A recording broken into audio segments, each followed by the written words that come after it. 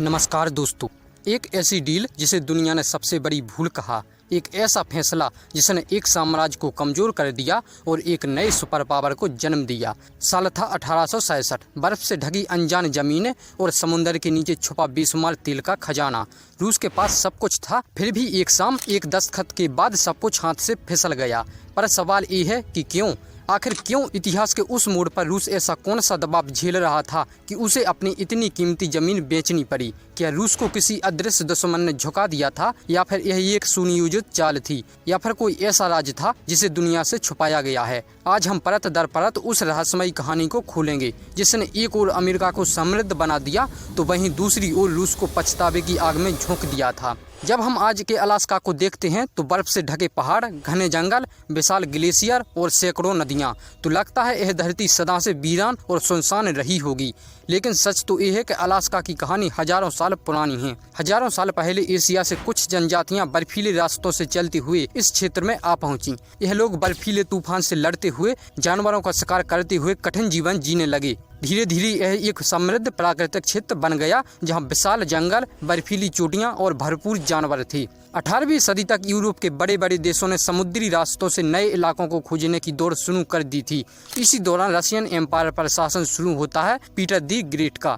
इनका सपना था कि रशियन एम्पायर को इतना फैलाना है कि इसकी जड़ें दुनिया के कोनों कोनों तक पहुंच जाएं। इसीलिए उन्होंने अपने सबसे कुशल नाविक बिट्स बेरिंग को नए इलाके खोजने का आदेश दिया।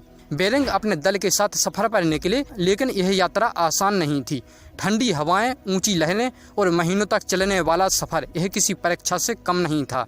बेरिंग अपने दल के साथ जहाज पर सफर करते हुए अचानक अलास्का के तटों तक पहुंच गए। उन्होंने देखा बर्फीले किनारे, घने जंगल और जानवरों से भरा पड़ा एक अनछुआ क्षेत्र। लेकिन सबसे महत्वपूर्ण खोज थी सी ओटर्स, यानी कि समुद्री उदबिलाव की कीमती खालें। ये खालें इतनी शानदार थीं कि चीन और यूरोप के बाजारों में सोने से भी महंगी बिक सकती थीं। बेरिंग समझ गए कि यह इलाका व्यापार के लिए एक खजाना साबित हो सकता है। उनकी खोज ने रूसी एम्पायर को पहली बार अलास्का में रुचि लेने पर मजबूर कर दिया और फिर शुरू हुआ रूसी अलास्का युग, जब रूस ने इस दूर दराज भूमि पर अपनी पकड़ बनानी शुरू की। रूस को अलास्का में सबसे ज्यादा जो चीज आकर्षित कर रही थी वह थी फर, विशेष रूप से सी ओटर्स और भालू की कीमती खालें।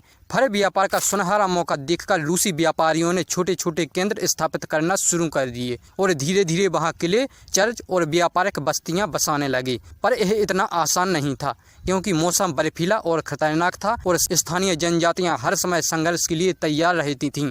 फिर भी रशिया ने कई सालों तक वहां व्यापार और शासन चलाया और अलास्का धीरे धीरे एक रूसी उपनिवेश में बदलने लगा।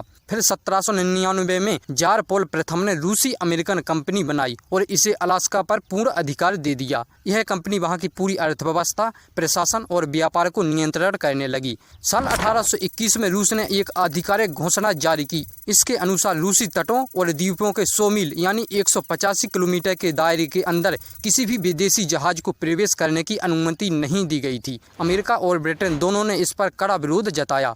उन्होंने कहा, समुद्रों पर सबका बराबर अधिकार है, रूस इस तरह किसी को रोक नहीं सकता। इसके बाद 1824 में अमेरिका और रूस के बीच रूसो अमेरिकन ट्रीटी और 1825 में ब्रिटेन और रूस के बीच रूसो ब्रिटिश ट्रीटी हुई। इनमें रूस ने अपना दावा 54 डिग्री 40 मिनट नॉर्थ तक सीमित कर दिया। रूस ने अलास्का को एक संपत्ति की तरह इस्तेमाल करना शुरू किया। जब रूस ने अलास्का को खोजा तो शुरू में यह जगह उन्हें एक सपनों की धरती सी लगी। चारों तरफ सोने जैसी कीमती फर, समुद्र में बेशुमार मछलियां और शिकार के भरपूर मौके थे। लेकिन सपनों की इस धरती ने रूस को बहुत जल्द ही उसकी हकीकत से भी मिलवा दिया। सन 1840 का दशक आते आते अलास्का पर करीब 10,000 लोगों ने कब्जा जमा लिया था। जहां पहले केवल कुछ ही लोगों के घर शिकार पर चलते थे, वहां अब ज्यादा लोगों के पहुंचने के कारण शिकार भी ज्यादा होने लगा, जिससे कुछ समय में ही फर एनिमल की आबादी बहुत ही तेजी से घटने लगी, जिससे इतने लोगों का जीवन यापन करना लगभग असंभव हो रहा था। वहां की भयंकर ठंड और जंगली परिस्थितियां प्रशासन को बहुत कठिन बनाती थीं। अब रूस को महसूस होने लगा कि अलास्का को संभालना उतना आसान नहीं जितना उसने सोचा था। 19वीं सदी आते आते रूस कई मोर्चों पर फंस गया था। क्रीमियन युद्ध में रूस को ब्रिटेन, फ्रांस और ओटोमन साम्राज्य से करारी हार मिली। इस हार से रूस की आर्थिक हालत बहुत खराब हो गई। देश के अंदर असंतोष और गरीबी बढ़ने लगी थी। आधुनिक सैन्य सुधारों और इंफ्रास्ट्रक्चर के लिए रूस को पैसे की सख्त जरूरत थी। दूसरी ओर रूस को डर था कि अगर अगला युद्ध हुआ तो ब्रिटेन की नौसेना अलास्का पर हमला कर सकती है और बिना कुछ लिए दिए ही उसे छीन सकती है। तो रूस के सामने अब दो ही विकल्प थे, या तो अलास्का को बचाने के लिए एक विशाल और महंगी सेना तैनात करें, जो कि संभव नहीं थी, या फिर उसे किसी मृत देश को बेच दें और पैसे जुटाएं। रूस ने फैसला किया कि अगर उसे अलास्का से हाथ धोना ही है तो कम से कम उसे कुछ आर्थिक फायदा तो होना चाहिए। लेकिन सवाल था कि बेचें किसे। ब्रिटेन को बेच नहीं सकता था क्योंकि दुश्मन देश को ताकत देना मूर्खता होगी। फ्रांस बहुत दूर और कमजोर था, तो अब रूस के पास ऑप्शन था अमेरिका, जो तेजी से पश्चिम की ओर फैल रहा था और जो जमीन खरीदने के लिए जाना जाता था। अब रूस ने तय किया कि अमेरिका ही सही खरीदार है। 1857 में रूस ने पहली बार अमेरिका से अलास्का को बेचने पर विचार किया, लेकिन अमेरिका उस समय गृह युद्ध में व्यस्त था। जब गृह युद्ध खत्म हुआ तो अमेरिकी विदेश मंत्री विलियम सीवर्ड ने रूस के इस प्रस्ताव को दोबारा गंभीरता से लेना शुरू किया। 1866 में रूस के राजदूत एडवर्ड डी स्टुवेकल को अमेरिका भेजा गया ताकि सौदे की बातचीत को औपचारिक रूप दिया जा सके। आखिरकार 30 मार्च 1867 को अमेरिका और रूस के बीच अलास्का बिक्री समझौते पर हस्ताक्षर हुए। अमेरिका अलास्का के लिए रूस को $7.2 मिलियन देने के लिए सहमत हो गया, यानी कि 2 सेंट प्रति एकड़ से भी कम, जो कि आज के हिसाब से लगभग $125 मिलियन से भी ज्यादा होता है। जब ये सौदा हुआ तो अमेरिकी जनता में बहुत नाराजगी थी। लोगों ने इसे सीवर्ड फॉली यानी सीवर्ड की मूर्खता कहा। बहुत से लोगों ने कहा कि इतनी बर्फीली बेकार जमीन के लिए $72 लाख क्यों फेंक दिए, पर भविष्य ने साबित किया कि ये सौदा अमेरिका के लिए शानदार था। अलास्का की असली कीमत समय के साथ पता चली। आज अलास्का अमेरिका के सबसे अमीर राज्यों में से एक है। 1867 में जो जमीन अमेरिका ने खरीदी थी उसे लोग तब बर्फीली बर्बादी कहते थे, लेकिन आज वही जमीन अमेरिका के ताज में एक अनमोल हीरा बन चुकी है। अलास्का केवल बर्फ का रेगिस्तान नहीं है, बल्कि यह अमेरिका के सबसे बड़े और सबसे महत्वपूर्ण क्षेत्रों में से एक है।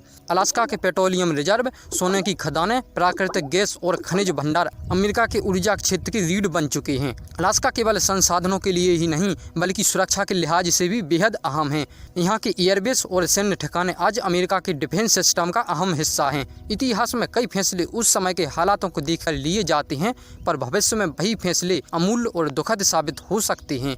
अलास्का का सौदा इसका एक जीवंत उदाहरण है। सोचिए, अगर रूस ने 1867 में यह जमीन नहीं बेची होती तो आज की भू राजनीति कितनी अलग होती। क्या अमेरिका इतना ताकतवर होता? कमेंट करके जरूर बताएं।